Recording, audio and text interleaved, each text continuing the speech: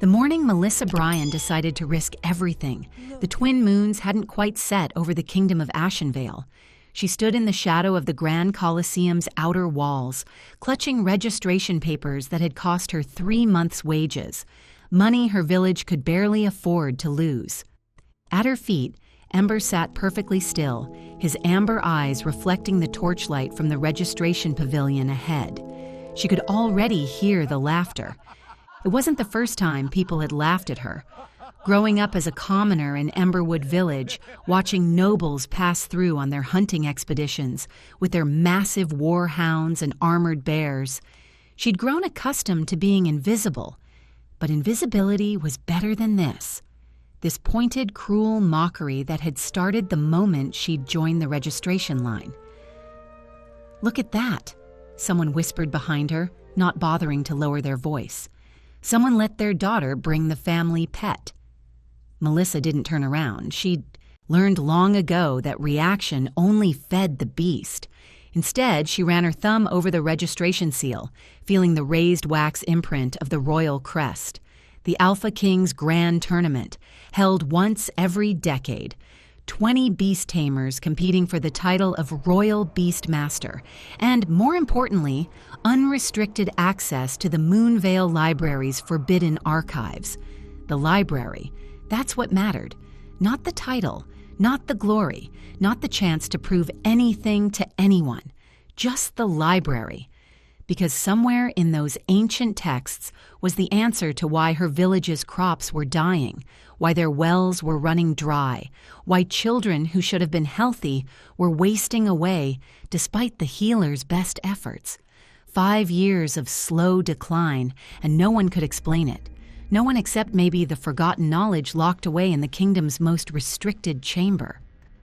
"They will learn, little one." Ember's voice whispered in her mind, soft as morning mist. "But the learning will be painful for them." Melissa's hand found the soft fur between his ears, drawing comfort from the warmth there. "Let's just get through registration first." The line shuffled forward. Ahead, she could see the registration officials processing contestants, each arrival more spectacular than the last. Lord someone or other arrived in a carriage pulled by 6 white horses, his massive dire wolf snarling from inside a reinforced cage that required 4 servants to wheel into position. A duchess descended from a floating platform, her griffin's wings creating wind that sent papers flying and forced officials to grab their hats. Then there was Melissa, worn leather boots, a simple traveling pack, hair pulled back in a practical braid, and a fox that weighed maybe 30 pounds soaking wet. Now, I should tell you something the crowd didn't know then, something that was already being whispered in taverns and market squares by those who paid attention to old stories. They said that when the kingdom started dying 300 years ago, it wasn't weather or bad luck or natural cycles. They said it was because something sacred had been broken, some ancient promise betrayed. Most dismissed it as superstition, the kind of tales old wives told to scare children into behaving. But a few, a very few, wondered if maybe, just maybe, those old stories held more truth than anyone wanted to admit. And if you were one of those few, you might want to hear what happened next. Because what you're about to witness isn't just about a girl and her fox. It's about whether some mistakes are too old to fix, or whether truth can heal even centuries-old wounds. But I'm getting ahead of myself. First, Melissa had to survive registration. Next! The registration official's voice cut through her thoughts. He was a portly man with a permanent sneer, the kind who'd clearly spent too many years looking down at people from behind his desk. His eyes swept over Melissa with obvious disdain before dropping to Ember. Name and beast classification. Melissa Bryan of Emberwood Village. Her voice came out steadier than she felt. Companion classification, spirit fox. The official's quill stopped mid-scratch. He looked up slowly, then down at Ember, then back at Melissa. Then he laughed. It wasn't a chuckle or a polite cough of amusement. It was a full, belly-deep laugh that drew the attention of every person within earshot. "Spirit fox?" He could barely get the words out between guffaws. "That's a common red fox, girl. Did you steal someone's pet? This is the Alpha Kings tournament, not a village fair where children show their rabbits." Heat crept up Melissa's neck, but she kept her voice level. "The classification is Spirit Fox. May I complete my registration?" "Is this a jest?" A booming voice came from behind her. Melissa turned to see Lord Cassian Vale, tall and broad-shouldered in polished armor, his massive dire wolf Ragnar straining against chains held by 3 servants. The wolf was easily 6 feet tall at the shoulder, scarred from what must have been 100 battles. Lord Cassian's laugh was even crueler than the officials. "Someone call the child's mother. She's wandered away from home." The laughter spread like fire through dry grass. Other contestants pressed closer, eager for entertainment while they waited their turn. How adorable! Lady Seraphina Cross glided forward, her enchanted panther Azura trailing behind her. The beast's fur literally flickered with blue flames that cast dancing shadows on the cobblestones. Seraphina was beautiful in the way that weapons are beautiful, polished, sharp, and designed to cut. Does it do tricks? Can it fetch? Roll over on command? The peasant girl thinks her house pet is tournament-worthy. Baron Thaddeus Crane's warbear Goliath chose that moment to roar, a sound that shook the ground and sent several people stumbling backward. The Baron grinned at the effect. My Goliath could swallow that thing in one bite and not notice. Melissa stood perfectly still, one hand resting lightly on Ember's head. The small fox hadn't moved, hadn't shown any sign of fear despite being surrounded by predators that outweighed him 50 times over. He simply sat there, amber eyes calm, almost amused. Then Lady Seraphina made her mistake. She stepped too close, her enchanted panther following. Azura's blue flames flared brighter as she approached, the beast's lips pulling back to show fangs the length of daggers. For just a heartbeat, Ember's eyes flashed gold. Not amber. Gold, like molten sunlight. Azura stopped mid-step. The massive panther, who moments ago had been radiating predatory confidence, suddenly backed up 3 paces, her flames guttering low. A soft whine escaped her throat, not of aggression, but of confusion, almost submission. "Azura?" Lady Seraphina's perfect composure cracked slightly. "What's wrong with you?" But the moment passed so quickly it might have been imagination. Ember's eyes returned to normal amber, and Azura shook her head as if clearing it, flames resuming their usual intensity. Yet the panther didn't approach again. The registration official, still chuckling, processed Melissa's papers with exaggerated slowness.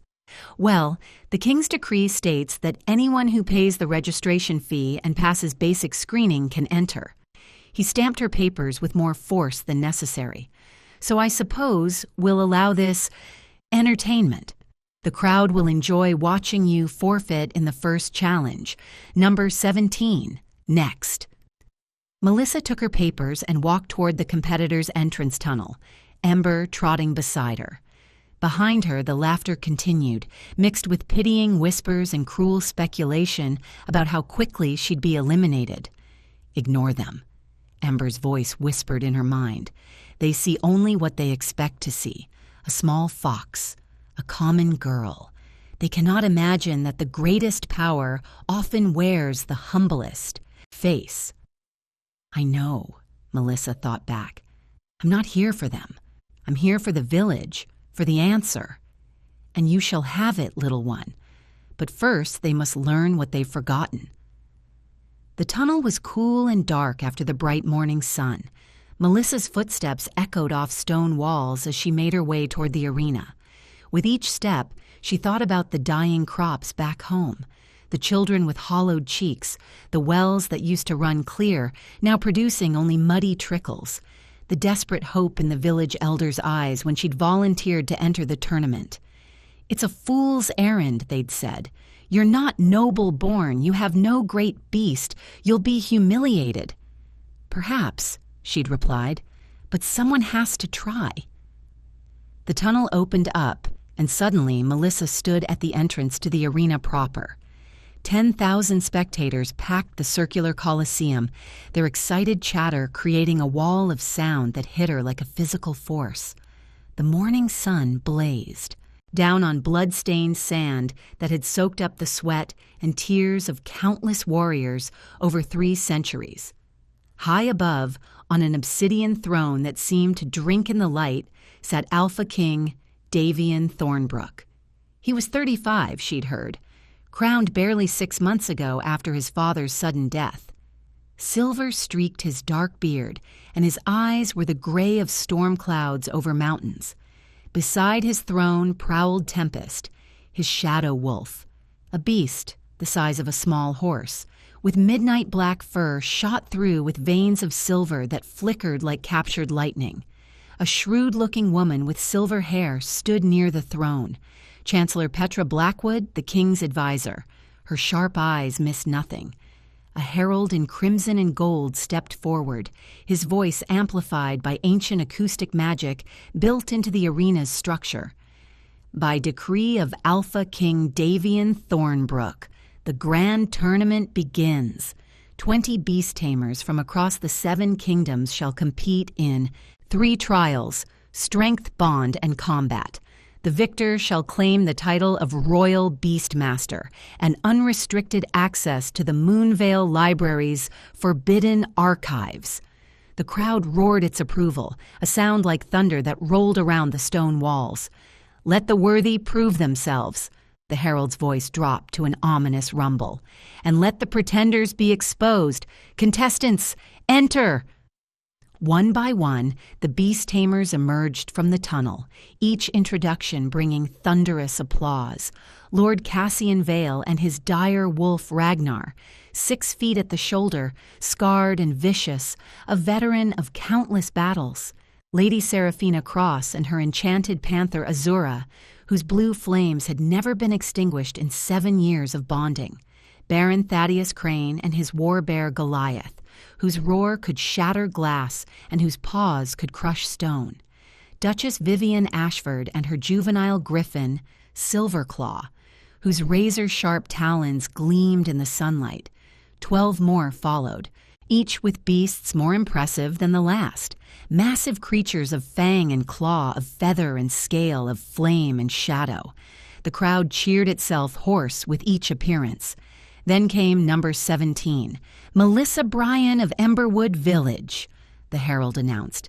Melissa walked into the blazing sunlight, Ember trotting calmly beside her. For a moment, the crowd simply stared in confused silence. Then someone shouted, "What is that?" "Someone's pet escaped," another voice cried. "This is an insult to the tournament." The laughter started. 10,000 people finding hilarity in the small woman and her smaller fox. Children pointed and giggled. Nobles shook their heads in disbelief. Even common folk in the highest seats, who might have been expected to root for one of their own, seemed embarrassed on her behalf. Alpha King Davian leaned forward slightly on his throne, one eyebrow raised. Chancellor Petra leaned close, whispering urgently. Melissa couldn't hear the words, but she could see the advisor's disapproval, the king's thoughtful frown. "Sire, we should disqualify her." Petra's voice drifted down, just loud enough to hear. "This diminishes the tournament's prestige. That creature couldn't fight a barn cat, let alone compete here." But Alpha King Davian studied Melissa with those storm-gray eyes. He noticed, perhaps, that she stood without shame or apology. He noticed that the small fox sat with unusual stillness, with eyes that seemed too intelligent, too aware for a common animal. He noticed the way Melissa's hand rested gently on the fox's head, not controlling, but simply connected. "Let her compete," Davian said finally, his voice carrying natural authority that silenced the nearby nobles. "If she fails, she fails, but something tells me there's more here than meets the eye." Chancellor Petra's disapproval was obvious, but she bowed. "As you wish, Your Majesty." The herald's voice boomed again. "The first challenge, the trial of strength, each." Beasts shall demonstrate their power by breaking through an ironwood barrier. 20 feet wide, 5 feet thick, reinforced with steel and enchanted for durability. Show us your might. Massive wooden walls rose from the arena floor, each one identical, positioned in front of each contestant. The crowd's excitement built to a fever pitch. Lord Cassian Vale! Ragnar the dire wolf charged his barrier with a roar that echoed off stone walls. His first strike cracked the wood. His second splintered it further. His third shattered it completely, sending splinters flying across the sand. The crowd went wild. Baron Thaddeus Crane. Goliath the warbear rose on his hind legs, 12 feet of muscle and fury, and brought both massive paws down in a single devastating blow. The entire barrier collapsed, and the ground shook hard enough that people in the front rows grabbed their seats for balance. Lady Seraphina, cross! Azura's blue flames intensified to white-hot intensity. The panther simply walked toward her barrier, and the enchanted wood burst into flames that consumed it in seconds, leaving nothing but ash. Each demonstration was more impressive than the last. Griffins tore through barriers with talons like swords. War lizards shattered them with spiked tails. Shadow wolves dissolved them with darkness itself. Finally, Melissa Bryan of Emberwood Village. The laughter was already starting. Nobles were placing bets. 10 seconds before she forfeits. 20 gold coins says the fox runs away scared.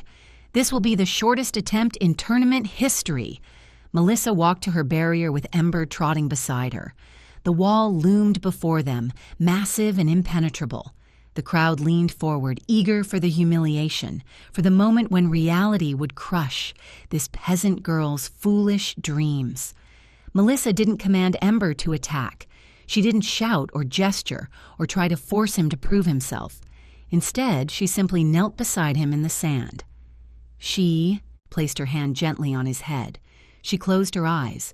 For 3 seconds, nothing happened. The crowd's laughter built, anticipation turning to mockery. Then Ember's eyes began to glow. Not amber anymore, gold. Pure molten gold, like staring directly into the heart of the sun. The small fox stood. He walked calmly to the base of the ironwood barrier, 20 feet wide, 5 feet thick, reinforced and enchanted to withstand the assault of the kingdom's most powerful beasts. He touched his nose to it, and the entire wall turned to ash.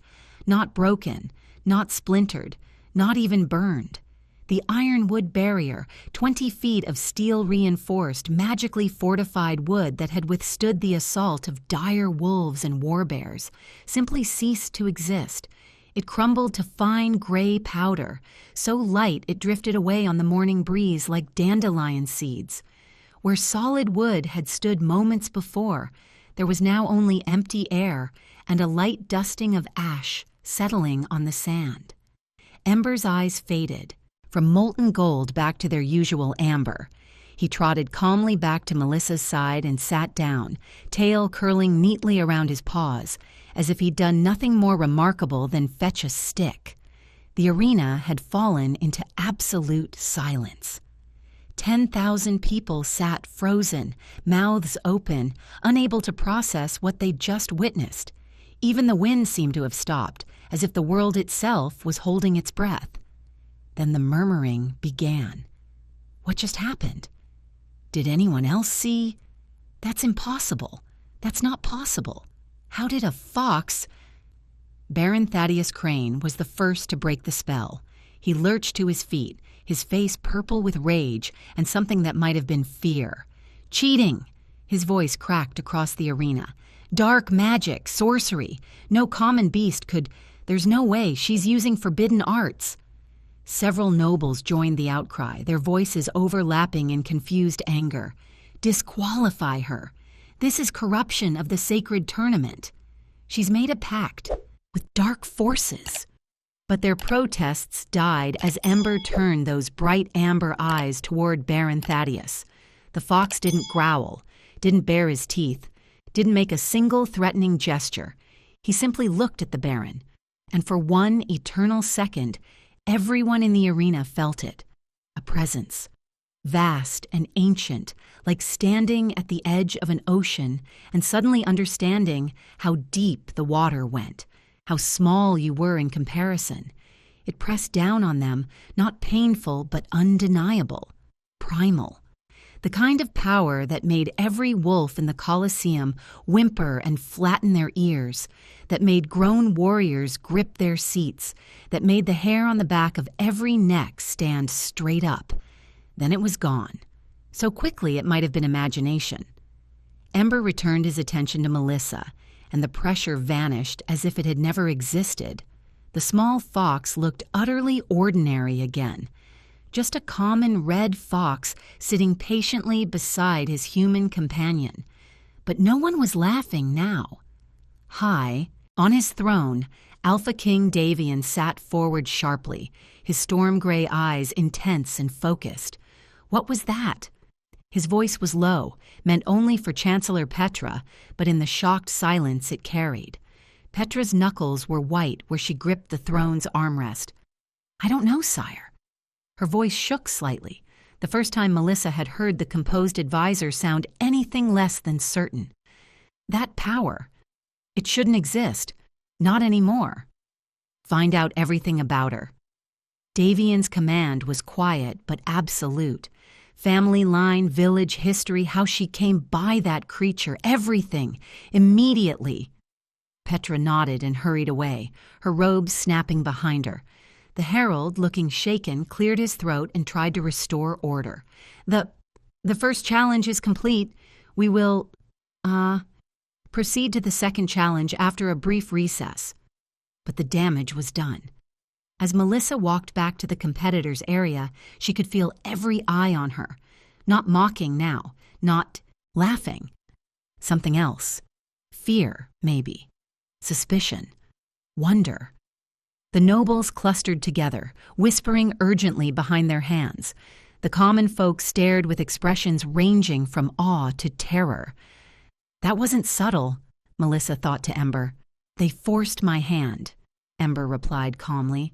Baron Thaddeus accused you of dark magic. I merely reminded him what real power feels like. Consider it educational. The second challenge began an hour later, after much consultation between officials and heated arguments among the nobles. Several had tried to have Melissa disqualified on grounds of unnatural advantage or corruption of sacred competition. But Alpha King Davian had shut down each protest with increasing impatience. The rules state that any bond between tamer and beast is permitted, he'd said, his voice carrying across the arena.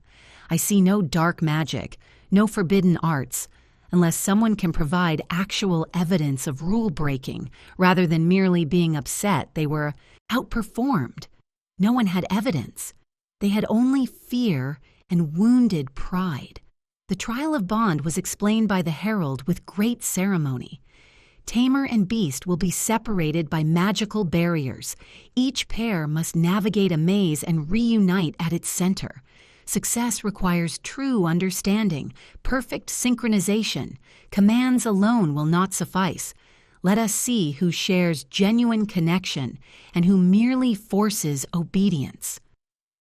The maze materialized in the center of the arena, walls of shimmering blue energy that blocked both sight and sound. Once separated, tamers and beasts would have no way to communicate. They would have to trust their bond, their understanding of each other's minds. Lord Cassian went first, his confidence clearly shaken but his pride intact. He entered one side of the maze while Ragnar entered the other. For 5 minutes, the crowd watched their progress through magical viewing spheres floating above the arena. It was a disaster without Lord Cassian's alpha commands. Directing every movement, Ragnar became confused, then agitated, then violent. The dire wolf attacked the maze walls, snarling and snapping at the magical barriers. When he finally stumbled into the center, Lord Cassian was already there, red-faced and furious at the time wasted. 14 others failed completely. Their beasts panicked without constant commands, unable to make decisions independently. They attacked walls, ran in circles, or simply froze in place waiting for orders that never came. One by one, officials called forfeitures until only 4 competitors remained: Lady Seraphina, Duchess Vivian, Baron Thaddeus, and Melissa. Lady Seraphina and Azura managed to complete the challenge, but barely. Baron Thaddeus fared even worse. Goliath, bred for raw destruction, had never been asked to think independently. Without constant commands, the massive warbear simply stood frozen at the maze entrance, refusing to move, until officials were forced to declare a forfeit. See, Baron's face turned purple with humiliation as he stormed from the arena, his legendary beast trailing behind him like a confused child. The enchanted panther burned through several walls rather than navigating properly, taking twice the expected time. When they reunited, Azura's flames were flickering uncertainly, and Lady Seraphina looked pale. Then came Melissa's turn. She walked to one entrance of the maze, Ember to the other. The magical barriers rose between them, cutting off all sight and sound. Through the viewing spheres, the crowd watched both of them simultaneously. Melissa stood still for a moment, eyes closed. Then she began walking, left turn, 3 rights straight. Wait at the intersection. Simultaneously, on the other side of the maze, Ember moved. Left turn, 3 rights, straight. Wait at the intersection. Their paths were perfectly synchronized, not close, not approximate, exactly identical, as if they were moving as one being split into 2 bodies. They reached the center at exactly the same moment, their timing so precise they walked through the final barriers within a heartbeat of each other. Total time, 2 minutes and 37 seconds, the fastest completion by nearly 3 full minutes. The crowd erupted, not in cheers but in confused, almost frightened murmuring. How did she... That's not possible without speaking. No one is that synchronized. Chancellor Petra had returned to the king's side, scrolls in hand. Now she stood and pointed at Melissa, her voice sharp with accusation. Impossible! You must have practiced this course beforehand. There's no other explanation. Or you're using forbidden telepathic arts. Mental manipulation of beasts is strictly prohibited. The accusation hung in the air like smoke. Melissa stood calmly in the center of the maze, one hand resting on Ember's head. We didn't need to practice. Ember and I don't work through commands. We work through understanding. Prove it, Baron Thaddeus shouted. Show us this understanding without your tricks. Very well. Melissa's voice was quiet but carried in the hushed arena. She closed her eyes and didn't speak, didn't gesture, didn't move. Ember's entire posture changed. His ears pricked forward, his body tensed, every muscle coiled and ready. His eyes swept the arena as if searching for threats. Then Melissa's expression softened. Immediately, Ember relaxed. He sat, tail wagging gently, completely at ease. I thought of danger, Melissa explained simply. Then I thought of peace. Ember and I are connected, not through magic or commands or tricks, through trust. That's forbidden magic. Baron Thaddeus was on his feet again, face red. Beasts don't read minds. She's corrupting the tournament with dark arts. This is a mockery of everything. Enough! Alpha King Davian's voice cut through the chaos like a blade. He stood, and the entire arena fell silent. His storm gray eyes were fixed on Melissa, unreadable. I have seen many tamers in my life. I have watched countless demonstrations of the bond between human and beast. What I see before me is not dark magic. He paused, and something shifted in his expression. Something almost like sadness, or perhaps regret. What I see is something we have perhaps forgotten, what a true bond looks like, when 2 beings understand each other so completely that words become unnecessary, when trust runs so deep that thought becomes action. He turned to address the entire arena. Melissa Bryan advances to the final challenge. Anyone who wishes to dispute this can take their grievance to me personally. No one spoke, but the looks directed at Melissa were no longer mocking. They were calculating, hostile, dangerous. The mandatory feast that evening was held in the grand hall beneath the arena. Long tables groaned under the weight of roasted meats, fresh breads, fruits, and wines from every corner of the kingdom. It should have been a celebration, competitors sharing stories, nobles mingling, excitement building for the final challenge tomorrow. Instead, it felt like walking into a den of wolves. Melissa sat alone at the lower tables reserved for common-born competitors. Other contestants gave her a wide berth, clustering at the far ends of tables or finding excuses to sit elsewhere entirely. Servants who brought food set plates down quickly and hurried away, making warning signs against evil when they thought she wasn't looking. She could hear the whispers, not even trying to be quiet anymore. Witch. Unnatural. That fox is cursed. She's corrupted, mark my words. Ember rested at her feet, appearing to sleep, but his presence did nothing to calm the fears around them. If anything, it intensified them. They fear what they do not understand. Ember's voice whispered in her mind. This will grow worse before it grows better. I know. Melissa pushed food around her plate. Appetite gone. I just need to survive one more day, win the tournament, access the library, find the answers I need. Then we can go home. Perhaps. Or perhaps you'll find more than answers waiting in those ancient texts. At the high table, the nobles were gathered in a tight cluster. Melissa couldn't hear their exact words, but their body language told the story. Intense whispers, angry gestures, heads bent together in conspiracy. Lord Cassian's face was still red from his humiliation in the maze. We cannot let this peasant girl embarrass us further. The people are starting to look at her with admiration, as if she's something special rather than an aberration. Lady Seraphina leaned in, her beauty turned cold and sharp. The commoners in the stands were cheering for her after the second challenge, cheering for one of their own to defeat their betters. This sets a dangerous precedent. Agreed. Baron Thaddeus drained his wine cup and signaled for more. I know tournament officials, men who can be persuaded, shall we say, for the right price. Evidence can be discovered. Illegal enhancement crystals, perhaps. Banned substances. Dark artifacts. Lord Cassian's eyes lit up. Plant them in her quarters tonight. Tomorrow morning, before the final challenge, have them discovered by guards. A public accusation, proof of cheating, immediate disqualification.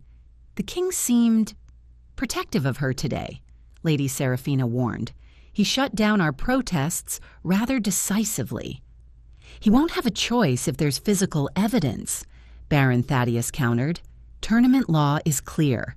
Any competitor found with illegal enhancements is immediately disqualified and barred from competition for life. Not even the king can override that without looking weak. They raised their cups in a silent toast. Agreement reached. Conspiracy sealed. None of them noticed Ember's ears twitch at their table far across the hall. None of them saw his eyes open briefly, glowing faint gold in the shadows before closing again. Melissa pushed back from her table, her food barely touched. I'm going to my quarters. This is unbearable. Rest well, little one, Ember advised. Tomorrow will be enlightening. As she walked through the corridors to the competitors' chambers, Melissa let herself wonder, just for a moment, if this was worth it. The mockery she could handle. But the hatred, the fear, the sense that everyone wanted her to fail. It wore on her spirit like water on stone.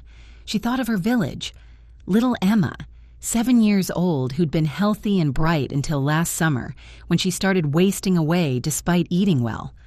Old Willem, who'd farmed the same land for 60 years and watched his fields yield less and less each season until this year they'd barely produced enough to survive winter. The well in the village square that her grandmother said used to run so clear you could see straight to the bottom, now producing only muddy water that tasted of rust and sadness. The Moonvale Library held answers. It had to. Ancient knowledge about land bonds, spirit connections, the old ways that had been forgotten. She just had to survive one more challenge. She fell asleep with Ember curled against her side, his warmth the only comfort in a hostile place. Morning came too quickly. Melissa woke to pounding on her door and angry voices. Before she could even sit up, the door burst open. Chancellor Petra strode in, flanked by 4 royal guards, her face a mask of cold satisfaction. "Melissa Bryan, you stand accused of using illegal enhancements in competition." What are you talking about?" Melissa scrambled to her feet, confusion giving way to growing dread. Petra reached into Melissa's travel pack and pulled out a small leather pouch.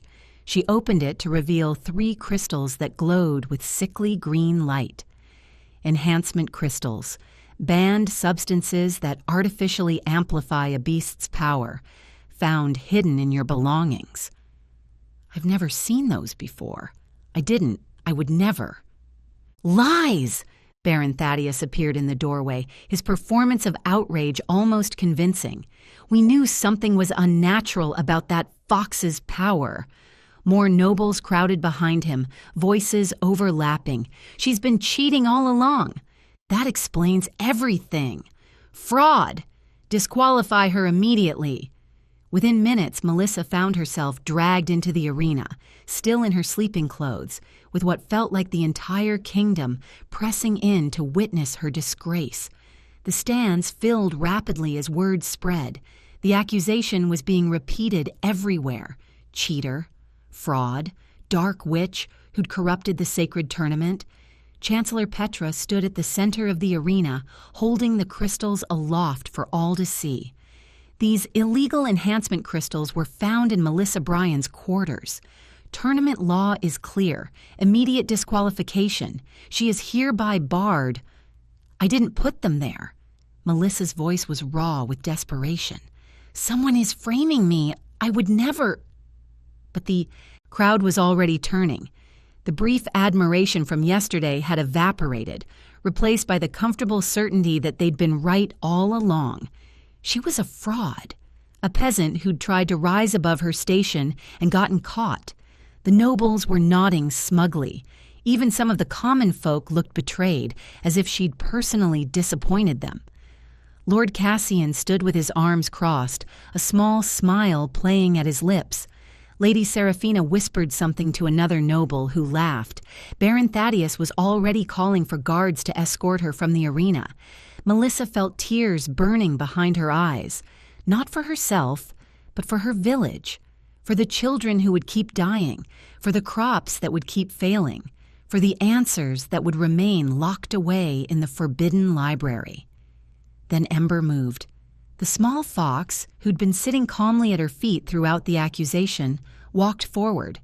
His steps were unhurried, unbothered by the chaos around him.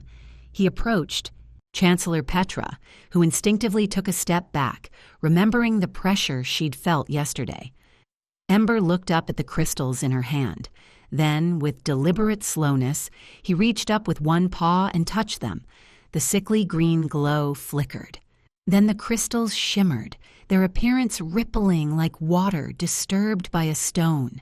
The green light faded. The crystal shapes remained, but now something else was visible, something that had been hidden by illusion magic. Engraved on the back of each crystal, clear as day in the bright morning sun, was a family crest, a crest everyone in the kingdom recognized. The Vale family crest, Lord Cassian's crest. The arena erupted in gasps and confused shouting. All eyes turned to Lord Cassian, whose face had gone from smug satisfaction to pale horror in the space of a heartbeat. "Those aren't, he stammered, backing away. "Someone else must have—" But there was no explaining away his family crest on illegal crystals, planted in a competitor's belongings. The crowd's anger, so recently directed at Melissa, pivoted with stunning speed. He tried to frame her. Sabotage. The nobles can't win fairly, so they cheat. Alpha King Davian rose slowly from his throne, his face darker than a thunderstorm. When he spoke, his voice was soft, but it cut through the noise like a knife through silk. Lord Cassian Vale, did you plant false evidence to frame a fellow competitor? Lord Cassian's mouth opened and closed like a fish drowning in air. His face had gone from pale horror to deep crimson, the color creeping up from his collar to his hairline. Those crystals they're cursed. She's manipulating them with her dark magic. Can't you see? But his protests died as Alpha King Davian descended from his throne. The king moved with deliberate slowness, each step echoing in the arena that had fallen deathly quiet. Even the wind seemed to hold its breath. Lord Cassian Vale. Davian's voice was cold as winter frost. You stand accused of sabotaging a fellow competitor, of planting false evidence, of attempting to corrupt the sacred tournament through deception and lies. Your Majesty, the evidence is clear.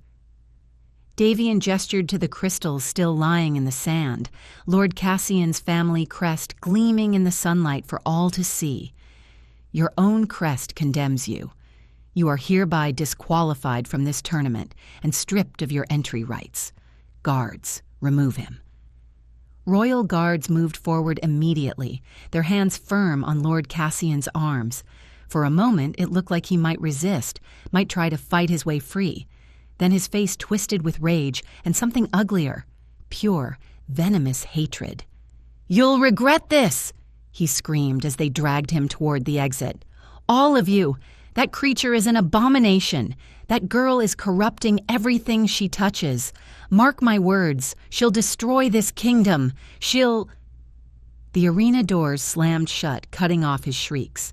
But the silence that followed was worse than his screaming, because while Lord Cassian had been removed, his words remained, hanging in the air like poison.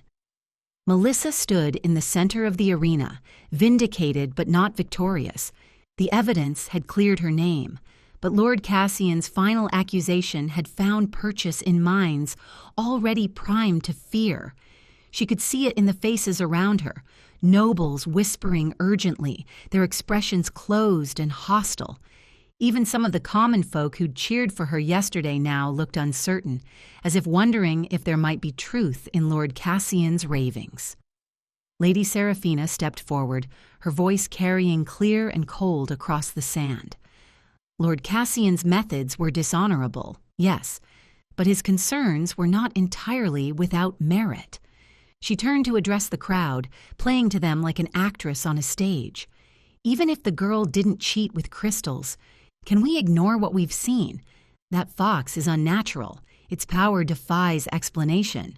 Here, Baron Thaddeus added his voice to hers. I propose we investigate her bloodline before allowing her to continue. Only dark practitioners and witches can achieve such bonds. For the safety of the kingdom, the girl has broken no rules.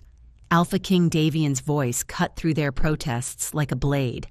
She has committed no crimes. She will compete in the final challenge as is her right, by law and by achievement.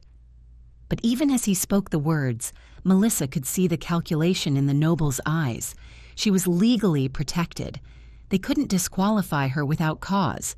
But socially, she was more isolated than ever, feared, suspected, marked as something dangerous and other.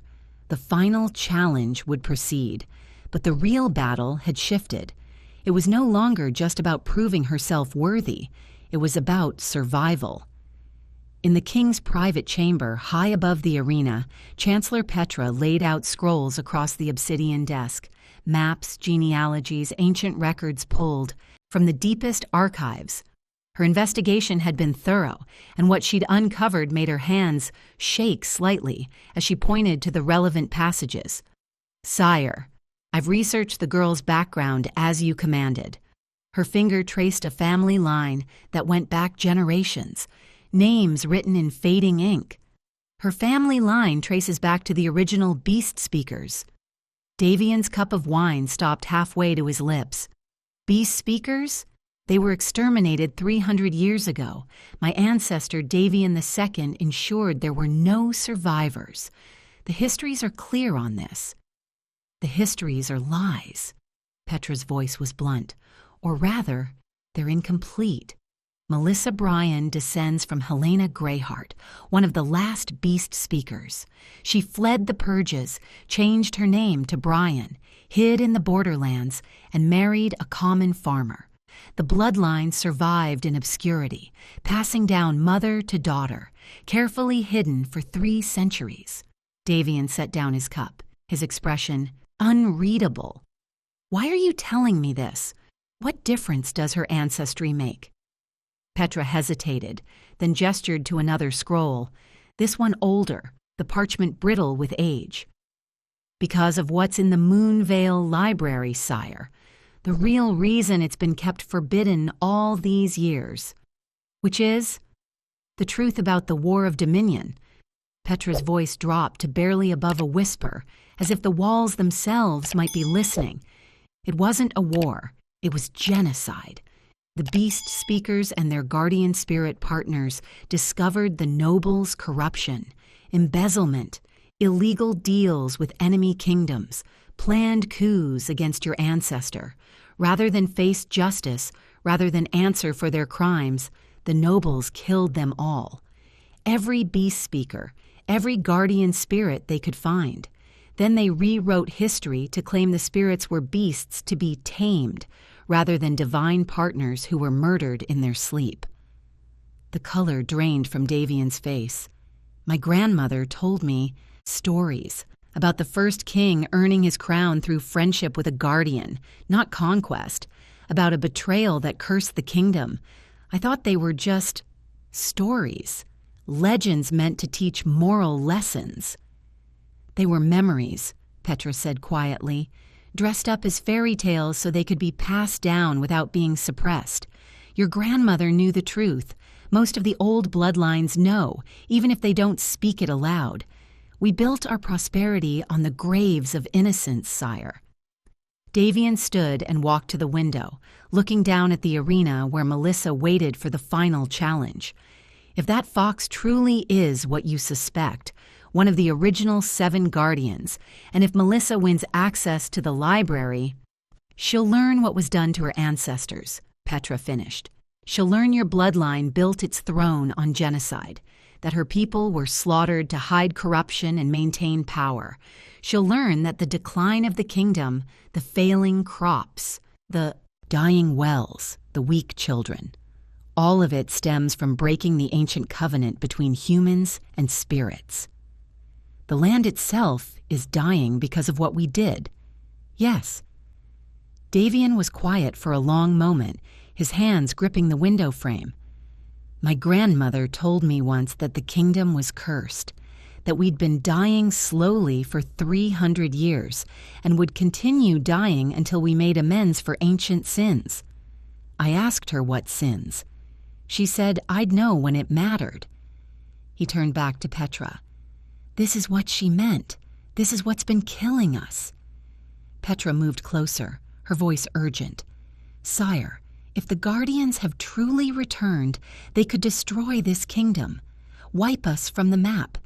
Everything we've built, everyone we've sworn to protect, all of it could be ash by sunset. She paused, letting the words sink in. We could arrange for the girl to have an accident, quietly, before she reaches the library, before she learns too much, before that creature decides to judge us for our ancestors' crimes. The silence stretched long and terrible. Davian stared at the scrolls on his desk, at 300 years of lies written in elegant script, at the evidence of genocide dressed up as heroic conquest. He thought of his grandmother's gentle voice telling him stories by candlelight. He thought of his father, who'd never mentioned any of this, who'd ruled with absolute certainty that his power was righteous and earned. He thought of the kingdom slowly failing year by year, generation by generation, dying from a wound it wouldn't acknowledge. No, his voice was firm. We'll see this through honestly. But sire, if my ancestors' sins are coming due, if the bill for 3 centuries of lies is finally being presented, perhaps it's time to pay the debt. He met Petra's shocked gaze steadily. We can't heal what we won't face. We can't fix what we won't admit is broken. Let her compete. Let her win or lose fairly. And if she wins, let her learn the truth. Whatever comes after, we'll face it with honor. Petra bowed, though her expression showed she thought her king was making a terrible mistake. As you command, Your Majesty. The afternoon sun beat down mercilessly on the arena sand as the herald announced the final challenge. The trial of combat, direct combat between beasts, controlled to stop before lethal damage. Only 3 competitors remain. The crowd roared. After the drama of the morning, the accusation, the exposure, the scandal, they were hungry for violence, for spectacle, for blood. This is what they'd come for. This is what the tournament was truly about. First match, Duchess Vivian Ashford versus Melissa Bryan. Duchess Vivian entered the combat circle with Silverclaw, her juvenile griffin. The creature was beautiful, eagle's head with a razor-sharp beak, lion's body rippling with muscle, wings that spanned 20 feet when fully extended. She defeated 2 other opponents already today through sheer aerial superiority. Ground-bound beasts couldn't touch her when she took to the sky. Melissa walked forward with Ember trotting beside her. The size difference was almost comical. Silverclaw stood 6 feet tall at the shoulder. Ember barely reached Melissa's knee. The griffin had talons like curved daggers. Ember had paws that looked soft enough to fit in a child's palm. The starting horn blared. Silverclaw launched into the air with a piercing shriek, wings beating powerful downdrafts that kicked up sand. She circled once, twice, gaining altitude, then dove. Her talons were extended, aimed directly at Ember's small body, moving with the speed and precision of a predator who'd never missed her mark. Ember didn't run, didn't dodge. He simply moved. It was like watching water flow around stone. Silverclaw's talons, which should have closed on flesh and fur, found only empty air. Ember was beside the attack, not ahead of it, as if he'd known exactly where it would land before it happened. The griffin pulled up, confused, and dove again. Again, Ember flowed out of the way, not with obvious effort, not with dramatic leaps or desperate scrambles. He simply wasn't where the attacks landed, moving with an economy of motion that made it look effortless. Silverclaw grew frustrated. Her attacks became more aggressive, more reckless, driven by the confusion of prey that wouldn't act like prey should. She dove lower, faster, talons extended, and beak open to tear. Ember reached up with one paw and gently touched her wing. The effect was immediate and startling. Silverclaw's aggression vanished like smoke. The griffin's eyes, which had been fierce and predatory, suddenly calmed. She landed softly in the sand, folded her wings, and simply sat. Refused to attack. Refused to move. Just sat there looking at Ember with an expression that might have been wonder or might have been peace. Silverclaw. Duchess Vivian approached her griffin, bewildered. What's wrong? Why did you— Stop! Silverclaw! But the griffin wouldn't respond to commands. She just sat there, perfectly content, as if she'd found something she'd been searching for without knowing she was searching. What did you do to her? Vivian's voice cracked slightly. Melissa's answer was simple. Nothing. Ember just asked her politely to stop. Vivian stared at her griffin, then at the small fox, then back at Melissa. Something shifted in her expression. Not fear, but recognition. Understanding of something she couldn't quite name. I concede. Her voice was quiet. Your bond is beyond anything I've ever seen. Beyond anything I imagined possible. The crowd didn't know how to react. Some cheered, others sat in confused silence. This wasn't the violence they'd expected, the blood they'd been promised. "Final match!" The herald's voice boomed across the arena. "Melissa Bryan versus Lady Seraphina Cross." And there it was, the bloodlust returning to the crowd's roar. Finally, the noble against the peasant, the established order against the upstart. This is what they really wanted to see. Lady Seraphina entered the combat circle, and even from across the sand, Melissa could see the desperation in her eyes. Not just to win, but to destroy. To prove that the natural order still held, that nobles were superior, that this peasant girl's success had been nothing but luck and tricks. "I'll show everyone what happens to pretenders," Seraphina said, loud enough for the first rows to hear. "What happens to those who forget their place?"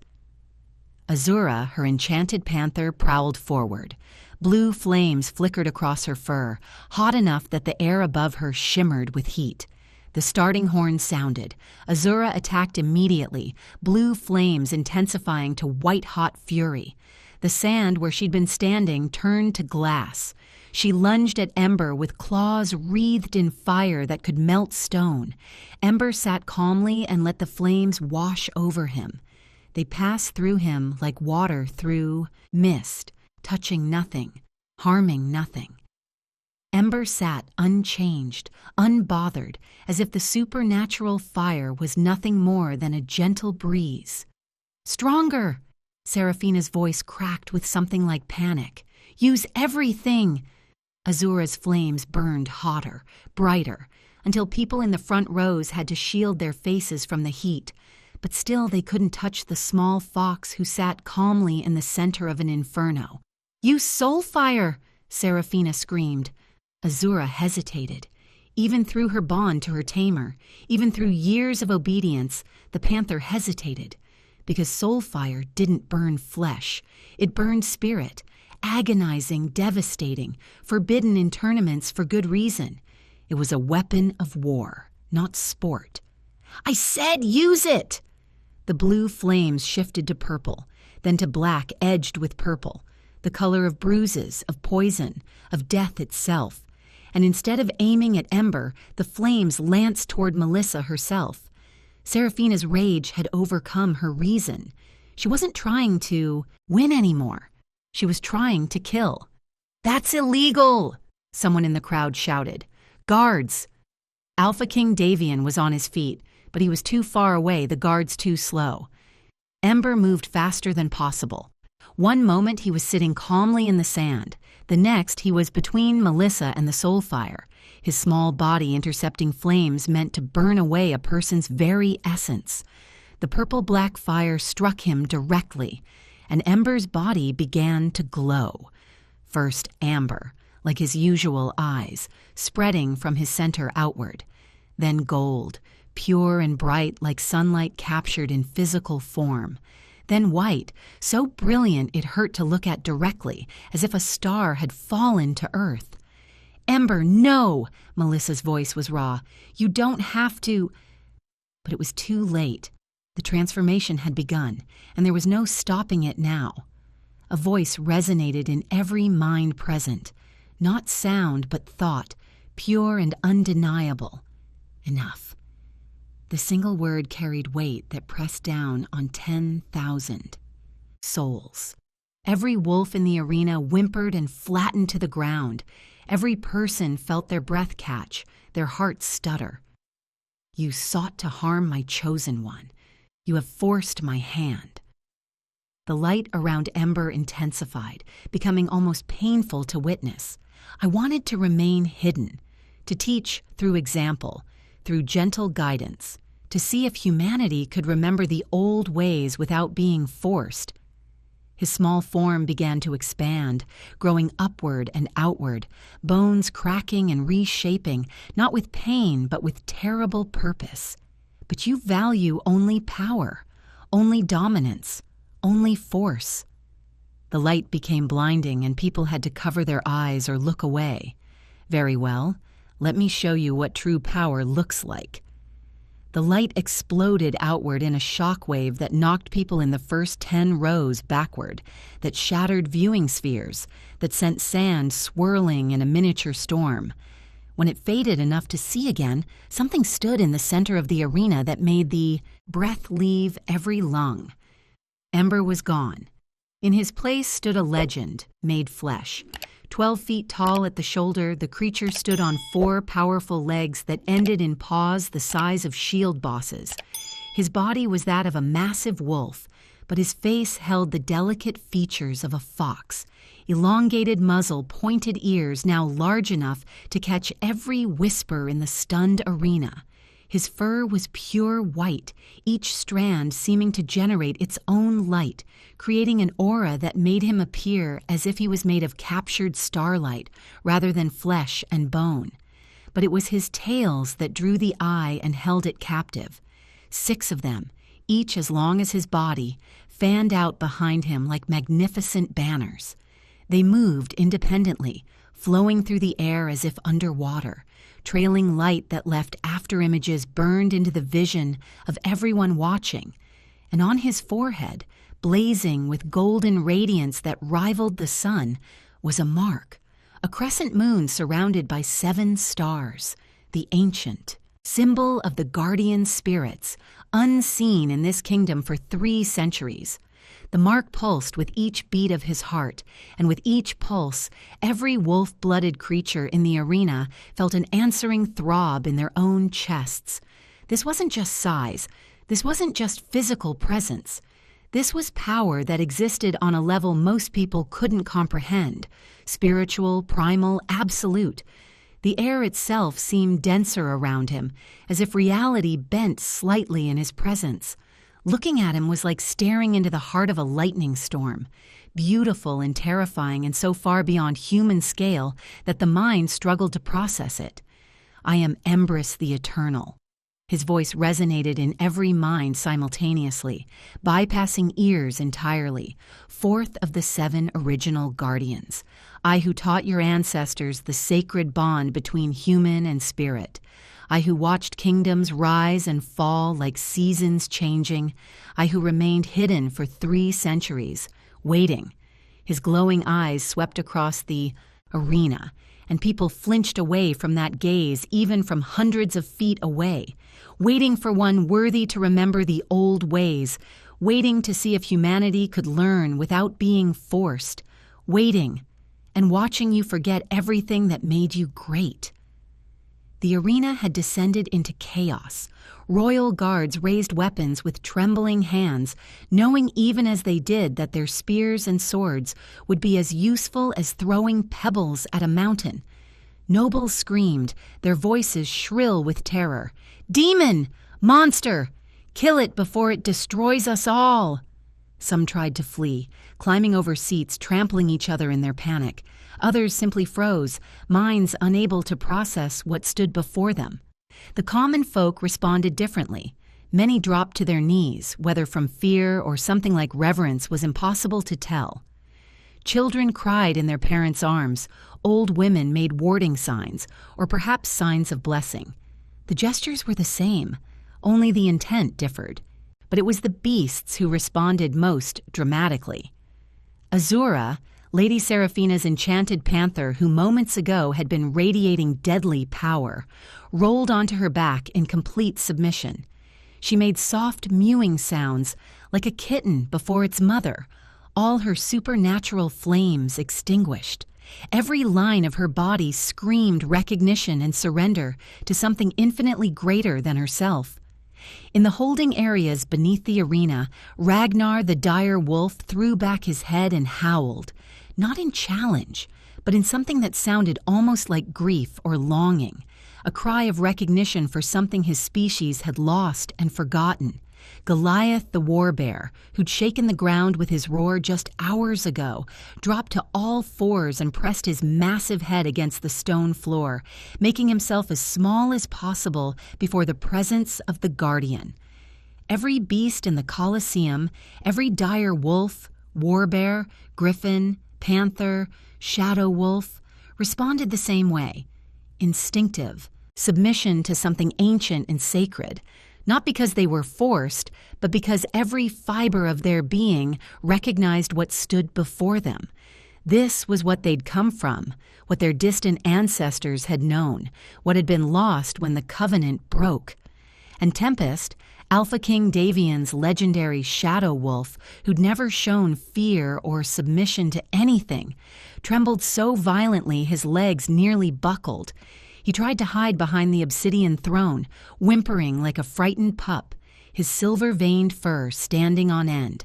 High on his throne, Alpha King Davian sat frozen, his knuckles white where he gripped the armrests. His mind was racing, connecting pieces he'd never wanted to connect, understanding truths he'd spent his life avoiding, his grandmother's stories, the betrayal that cursed the kingdom, the first king who earned his crown through friendship, not conquest, the gradual decline over 3 centuries that no one could explain, failing crops, dying wells, children born, weaker than their parents. It had all been real, not metaphor, not moral tales, real. And the bill for 300 years of lies was standing in the center of his arena, radiating power that made his legendary shadow wolf cower in terror. Against all advice, against every instinct of self-preservation, Alpha King Davian stood. "Sire, no!" Chancellor Petra grabbed his arm, her composure cracking completely. "It's too dangerous. That thing could kill you with a thought." Royal guards moved to block his path. "Your Majesty, please, let us handle this. You can't—" "Stand aside." Davian's voice carried the absolute authority of an alpha, but there was something else in it too. Something that might have been fear, or might have been determination, or might have been both. "This is my duty. Mine alone." He descended the steps from his throne, each footfall echoing in the arena that had fallen eerily quiet. 10,000 people watched him walk toward the massive guardian spirit, a mortal, man approaching something that looked carved from starlight and divine wrath. Tempest wouldn't follow, still cowering behind the throne. Davian walked alone. When he reached the sand of the arena floor, he stopped 3 paces from Embris. From this distance, the Guardian's power was almost overwhelming. A pressure against his chest, a ringing in his ears, a weight on his soul that wanted him to kneel, to prostrate himself, to acknowledge his insignificance. But Davian had not become king by giving in to fear. He met those ancient glowing eyes and forced his voice to remain steady. "You're the one, aren't you?" His words carried across the silent arena. "The one my ancestor betrayed, the guardian spirit who bonded with the first Alpha King Davian." Embris lowered his massive head, bringing those glowing eyes level with Davian's. When he spoke, his voice was gentle, almost sad. "Davian the First was my dearest friend. We built this kingdom together, stone by stone, law by law. He valued wisdom over strength, partnership over domination. We dreamed of a realm where humans and spirits worked as equals, where power came from harmony rather than conquest." The Guardian's 6 tails swayed slowly, their light casting dancing shadows across the sand. "His grandson, Davian II, murdered me as I slept. He believed my power could be stolen, that by killing me, he could claim the strength I represented. He was wrong. Power that comes from trust cannot be taken by force. I merely withdrew, along with my brothers and sisters, waiting to see if your line would produce another soul worthy of the bond we once shared." The words hung in the air like a death sentence. Around the arena, nobles who'd always been told their power was earned, righteous, and justified felt that foundation crumble beneath them. Embris's gaze intensified, pinning Davian in place. "But you are not that descendant, are you, young king? You sit on a throne built from genocide and call it justice. You take beasts from their families and call it taming. You force bonds through magical chains and call it partnership. You value spectacle over substance, strength over wisdom, control over trust." Each accusation landed like a physical blow. Davian wanted to argue, to defend himself, to list the good things he'd done as king. But he looked at Tempest, still cowering in terror behind the throne, and couldn't find the words. Because Embris was right. He'd taken Tempest from his pack as a frightened pup. He'd trained him through harsh discipline, using the alpha bond to force obedience. He'd never once asked what Tempest wanted, only commanded what he needed. Their bond was built on domination dressed up as partnership, control masked as loyalty. "You've forgotten everything your ancestor learned," Embris continued, his voice carrying a weight of centuries of disappointment. "And in forgetting, you've doomed your kingdom to slow death. The land itself remembers the betrayal, the earth grieves the broken covenant, and until it is restored, your people will continue to sicken and fade, generation by generation, until nothing remains but dust and the memory of what you once could have been." Davian felt shame burn through him, hotter than any fire. "What do you want from me?" His voice cracked. "Vengeance? Punishment? My life?" "I want nothing from you," Embris said simply. "I am not here to take. I am here to teach, to offer one final chance for your kingdom to remember what it lost." The Guardian straightened to his full height, and the gesture made Davian acutely aware of how small he was, how fragile, how utterly powerless before this ancient being. "I could destroy this kingdom," Embris said matter-of-factly. "Level these walls stone by stone. Scatter your armies like leaves before wind. The power to do so rests in this form, earned through millennia of existence and partnership with creation itself." Around the arena, people whimpered. Some prayed. Many wept. But destruction teaches nothing. Vengeance is empty, and I am first and always a teacher. His glowing eyes softened slightly. "So I offer you a test, young king, the same test your ancestor faced and failed. Release your Tempest from the Alpha Bond. Let him choose freely whether to stand with you or leave you. If he chooses to defend you out of love rather than obligation, out of trust rather than force, then perhaps there is hope for this kingdom after all." The challenge hung in the air, simple, terrible, impossible to refuse. Davian looked at Tempest, still cowering behind the throne. The shadow wolf who'd been his companion for 7 years, who'd fought beside him in battles, who'd slept at the foot of his bed and been the closest thing to a friend a lonely king could have. But had Tempest chosen any of it? Or had he been forced, bound by magical chains that prevented him from saying no? Chancellor Petra's voice came from somewhere behind him, urgent and desperate. "Sire, you can't. If you release the bond, he could turn on you.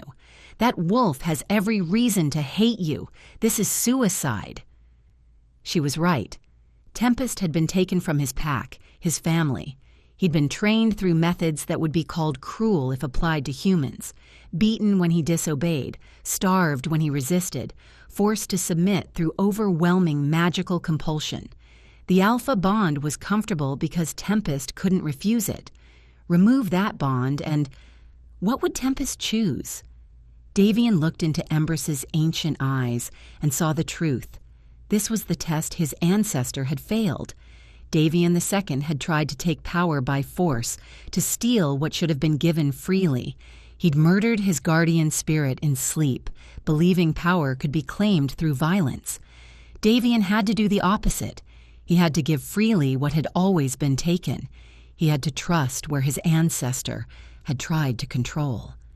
And if Tempest abandoned him, if the wolf chose freedom over loyalty, perhaps that was no less than he deserved. Davian took a breath that felt like it might be his last. Then he turned toward his throne, toward the shadow wolf cowering behind it, and spoke words that no king had spoken in 300 years. "Tempest, I release you from the Alpha Bond." The magical binding that had existed between them for 7 years, invisible chains that forced obedience, compelled loyalty, made refusal impossible, shattered. Davian felt it break like physical pain, a tearing sensation in his chest. Around the arena, every tamer who'd ever used an alpha bond gasped in sympathetic shock, feeling an echo of that severing. Tempest staggered, suddenly free for the first time in his life. His legs trembled. His eyes went wide with shock and something that might have been fear or might have been hope. He was free, truly free. He could attack the king who'd enslaved him, could run to join wild wolf packs, could simply walk away and never look back. 10,000 people held their breath. Davian closed his eyes and waited for judgment. For a long moment, nothing happened. Then came the sound of paws on stone, heavy, deliberate, approaching. Davian forced his eyes open. Tempest walked toward him slowly, no longer cowering, his massive form moving with natural grace now that fear had released its grip. He reached Davian and stopped, not behind him as a dominated pet would, not ahead of him as a forced guardian would, beside him as an equal. The shadow wolf pressed his massive head against Davian's hand, not in submission but in choice, free choice, the choice to stay, to stand with this flawed king who'd finally done one thing right. Davian's hand trembled as it touched Tempest's fur. 7 years of companionship, and this was the first time it had been freely offered. In the moment you offered freedom, you proved trust. Embris's voice was gentle now, approving. And trust, true trust, freely given and freely received, is the foundation of all sacred bonds. Your ancestor learned this lesson once, in his youth. You've just relearned it in yours. Perhaps there is hope for this kingdom after all. But the guardian's expression grew serious again.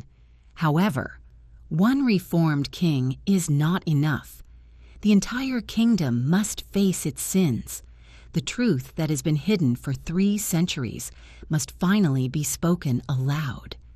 He turned his glowing gaze toward Melissa, still standing where she'd been when the transformation began, tears streaming down her face. Melissa Bryan, descendant of the beast speakers who were slaughtered for discovering corruption. I grant you the title of Royal Beast Master. I grant you access to the Moonvale Library. But first, his voice rose, resonating not just in minds, but in the very stones of the arena, in the earth beneath their feet, in the air itself. Let all present learn the truth. He raised one massive paw and power exploded outward. The doors of the Moonvale Library, sealed for 300 years with magic that no human could break, burst open with a sound like thunder. Ancient scrolls flew through the air as if carried by invisible hands, unrolling before the crowd. But more than that, images began to appear in the sky above the arena, projected through magic older than the kingdom itself. Murals, memories, the truth that had been locked away.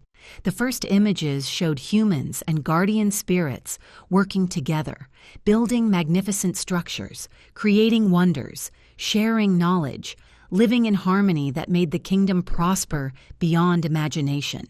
Davian I standing beside a smaller form of Embris, both laughing, both young, both filled with hope for what they were building.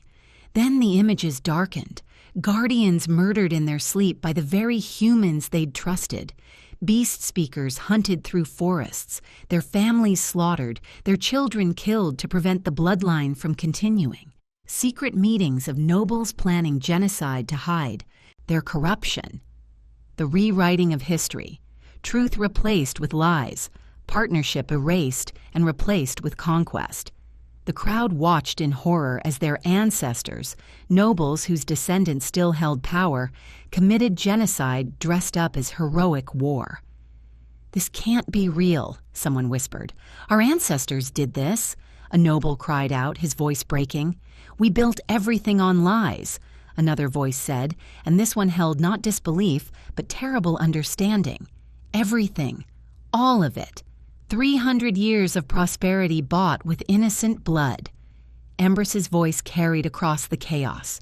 This is what was hidden. This is what your kingdom was founded upon: genocide, betrayal, the murder of those who trusted you most. And the land itself remembers. The earth knows. And until you make amends, until you restore what was broken, your kingdom will continue its slow death unto the final generation. The truth hung in the air, undeniable and devastating. And in the shocked silence that followed, everyone understood that nothing would ever be the same again. The magical projections faded, but their impact lingered like smoke after a fire. 10,000 people sat in stunned silence, minds struggling to reconcile 3 centuries of comfortable lies with the brutal truth they'd just witnessed. Nobles whose ancestors had participated in the genocide looked pale and sick. Common folk stared at the arena floor, at the king's platform, at the massive guardian spirit still radiating ancient power, trying to understand what this meant for everything they'd believed. Alpha King Davian stood in the center of the arena, no longer on his throne high above, symbolically equal now, standing on the same blood-stained sand as the commoner girl who'd exposed everything. When he spoke, his voice carried across the arena with the weight of absolute authority, but also with something new: humility, shame, the terrible burden of inherited sin. The images you have seen are truth. Each word fell like a stone into still water. 3 centuries ago, my ancestor Davian II betrayed the guardian spirits who had built this kingdom alongside humanity. He murdered them in their sleep, beings who trusted him, who called his grandfather friend. He murdered the beast speakers, their human partners, hunting them through forests, killing their families, their children, to prevent the bloodline from surviving. His voice grew stronger, fueled by determination to finish what he'd started. He took power through genocide and rewrote history to hide his crime. Every king since has maintained that lie, building prosperity on graves, calling theft conquest and murder justice. My father maintained it. I maintained it. Until today. The crowd's murmuring grew louder. Some nobles stood, their faces red with outrage. "You're condemning your own bloodline." Lady Seraphina's voice cracked with disbelief. "Your father, your grandfather, you're saying they were complicit in maintaining a lie that has been killing this kingdom for 300 years. Davian finished. "Yes, that's exactly what I'm saying." Baron Thaddeus slammed his fist against his seat. "This is weakness. Kings don't apologize. Kings don't admit fault. You're destroying everything we've built." "Everything we've built on stolen ground," Davian countered. "Everything we've sustained through broken promises. Look around you, Baron. Really look. When was the last time your lands produced the yields your grandfather's records show? When was the last time your children were born as strong as you were? When did you last drink from a well that ran truly clear?" The Baron opened his mouth, then closed it, having no answer. From the common sections, different voices rose. That's why the crops fail. Why the monsters multiply in the forests. Why nothing grows like it used to, no matter what we do.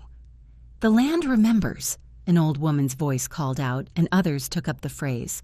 "The land remembers the betrayal." Embris's voice resonated across the arena, gentler now but no less powerful. "When the guardians withdrew, the ancient covenant broke. We spirits are tied to this land. Our presence sustains it, nurtures it, keeps it healthy and abundant. Without us, the earth itself grows sick.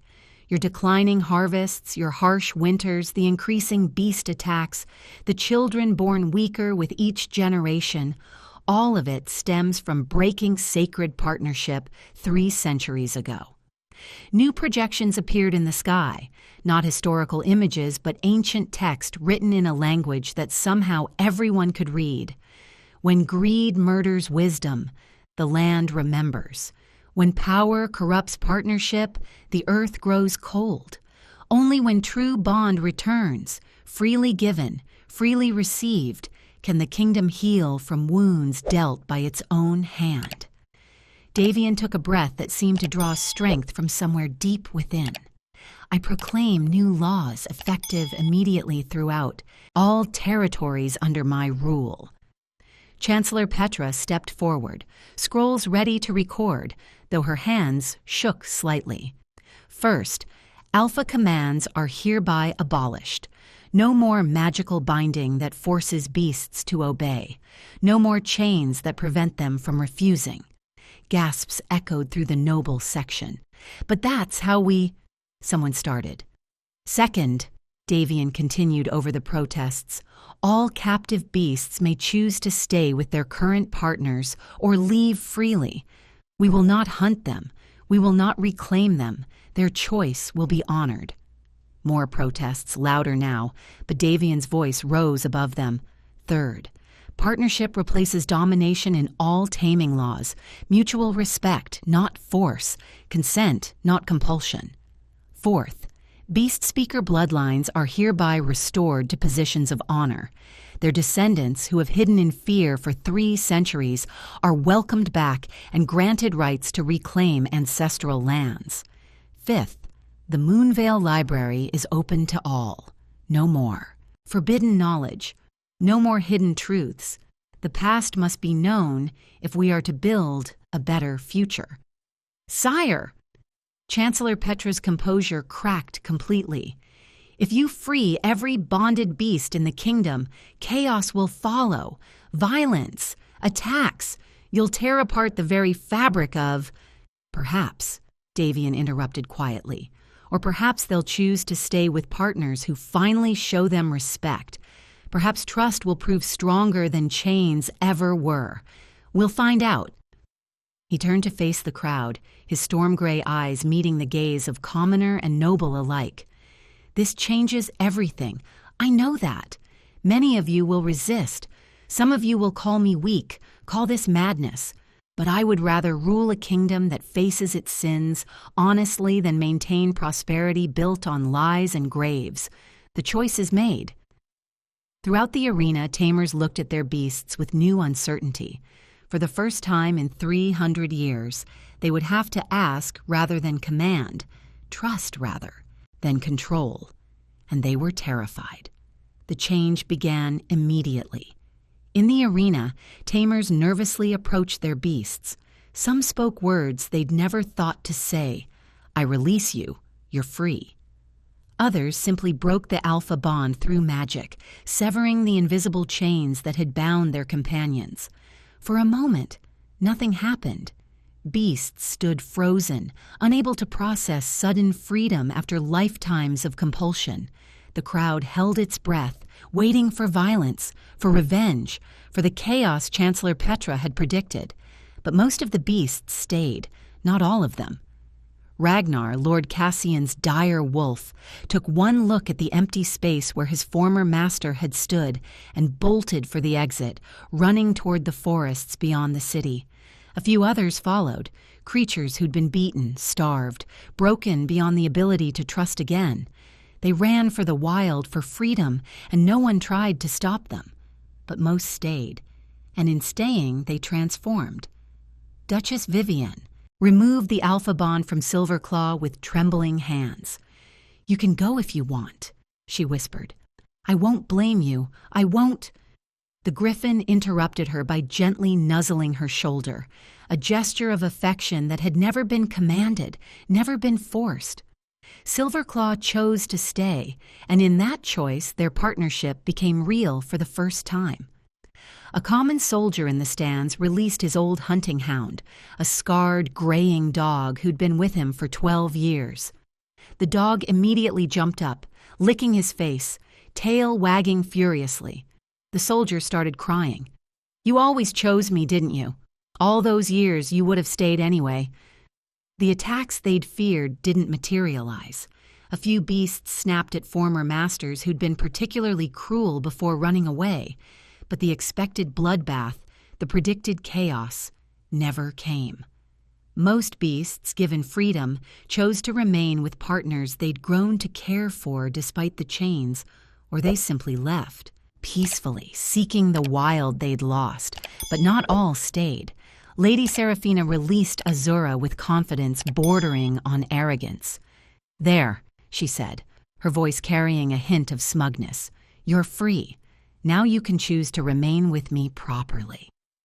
Azura looked at her with eyes that held no warmth, no affection, no gratitude. The enchanted panther, who'd been forced to burn and fight and hurt on command for 7 years, turned away without a sound. "Azura!" Seraphina's voice cracked. "Where are you? Wait! I gave you everything. The finest food, the best training, a place in noble halls. How can you—" But Azura just kept walking, blue flames flickering once more across her fur, not in aggression, but in something like relief. She walked out of the arena and disappeared into the city streets, leaving her former master calling after her in vain. Embris's voice was gentle but firm. "You gave her commands and cruelty disguised as care.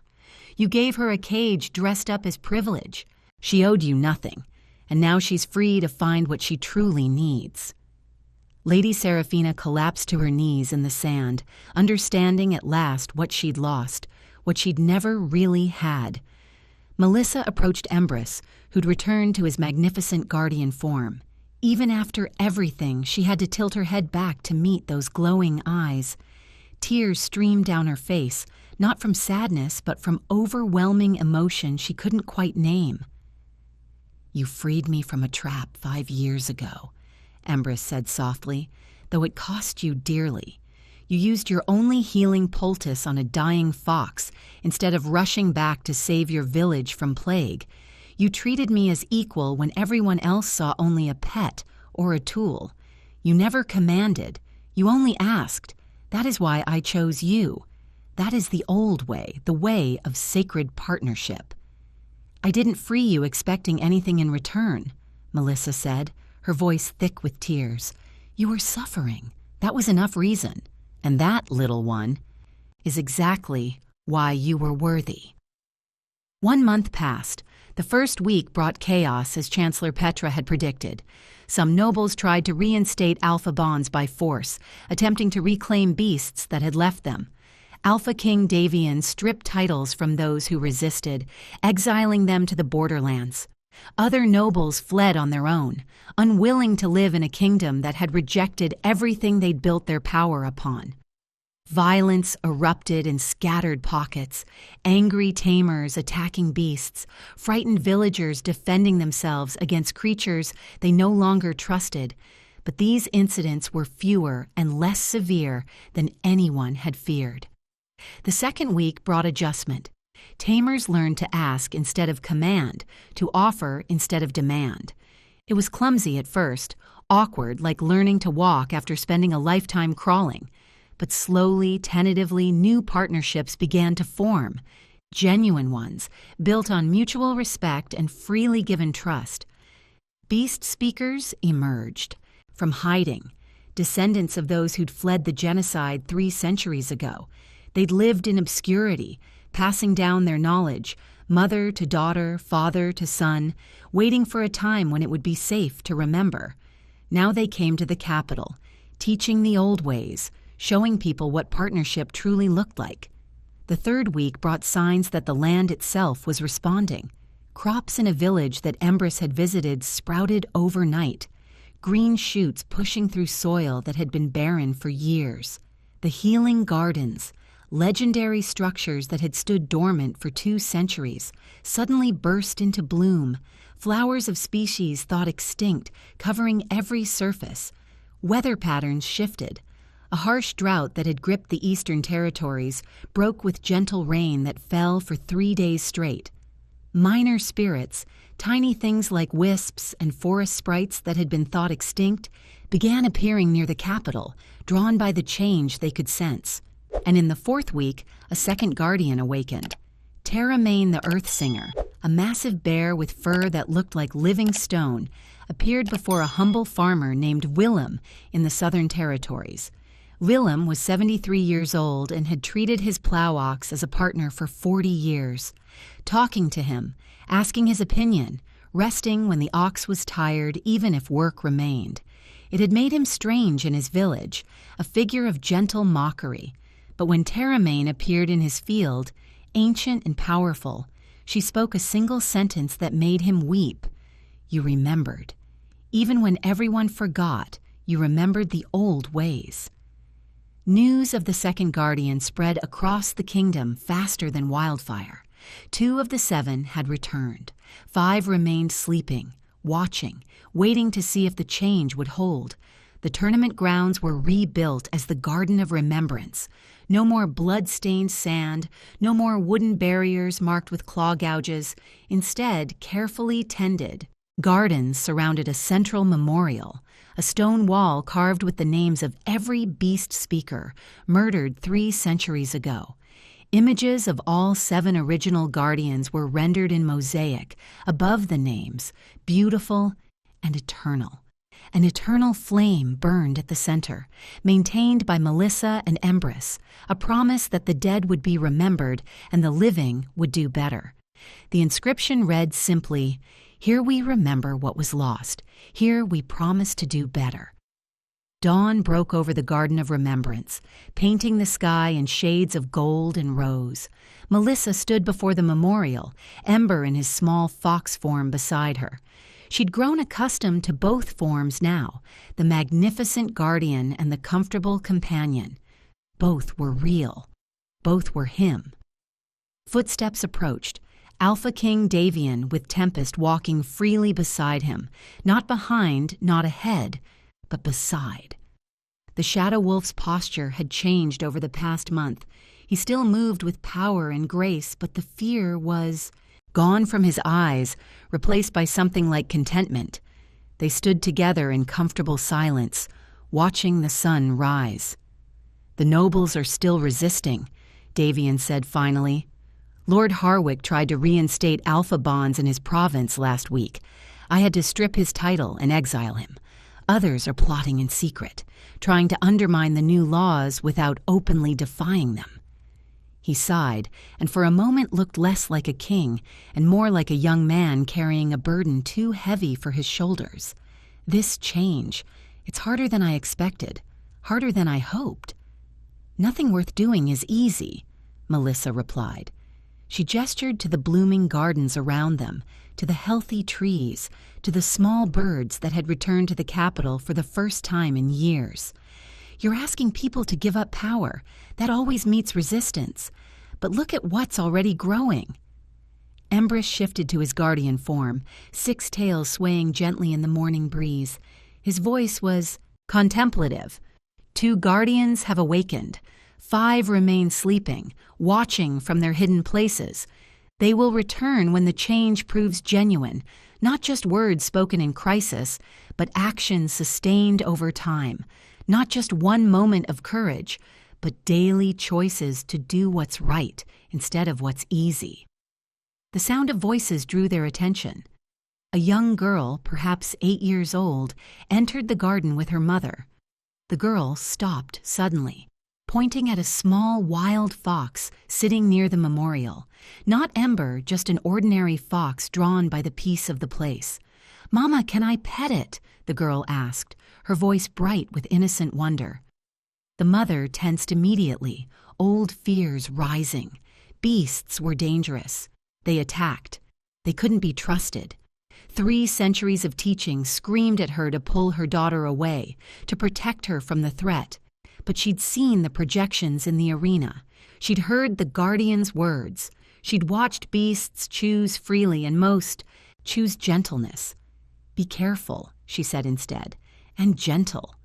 The girl approached slowly, her hand extended. "Hello, little friend," she whispered, patient and kind. The fox sniffed her hand, considered for a moment, then allowed her to touch its soft fur. The girl's delighted laugh rang through the garden like bells. The mother watched, and something shifted in her expression. Understanding, recognition. This was how it should be. This was what had been lost and was now being found again. Melissa smiled, feeling something tight in her chest finally loosen. That's how it starts. One person at a time, one choice at a time, one bond at a time. Embris's voice was warm with approval. You freed me from a trap at great cost to yourself, little one. The kingdom must make that same choice, not once but every day. Choose partnership over domination. Choose respect over control. Choose what's right over what's easy, even when it's hard, especially when it's hard. His glowing eyes swept. Across the garden, the city beyond, the kingdom that was slowly, painfully learning to heal. Do that, and the guardians will return. Do that, and the land will heal completely. Do that, and humanity will rediscover the greatest magic of all, the magic that doesn't come from power or force, but from trust between equals. The young girl's laughter continued, pure and joyful, as she gently stroked the fox's fur. Then came different footsteps, slower, more labored. An old woman entered the garden, hunched with age and poverty, her clothes patched and worn. In her arms she carried a small rabbit wrapped in cloth. The creature's breathing was shallow, one of its legs bent at a wrong angle. "Please," the old woman said, her voice breaking. They say the beast speaker could help. My granddaughter found him in the road. A cart ran over his leg. I know I shouldn't ask. I know I'm no one, but please." Melissa approached and gently took the rabbit. Its tiny heart raced with fear and pain. For a moment, she felt the old familiar pull to fix it herself, to show her power, to be the savior. But that wasn't the lesson. That wasn't the point. She placed the rabbit back in the old woman's arms and guided her hands to the proper position. Place your hand here, over his heart. Close your eyes. Think of warmth, of comfort, of healing. Pour your care into him through your touch. "But I'm not special," the woman protested. "I don't have power, You brought an injured creature to safety instead of leaving it to die," Melissa interrupted gently. "You used resources you could barely afford to help something small and helpless. That makes you exactly what the world needs. Now try, feel your care, let it flow through your hands." The old woman closed her eyes, trembling. For a moment, nothing happened. Then a faint glow appeared beneath her weathered hands, soft, gentle, nothing like the brilliant light of a guardian, but real nonetheless.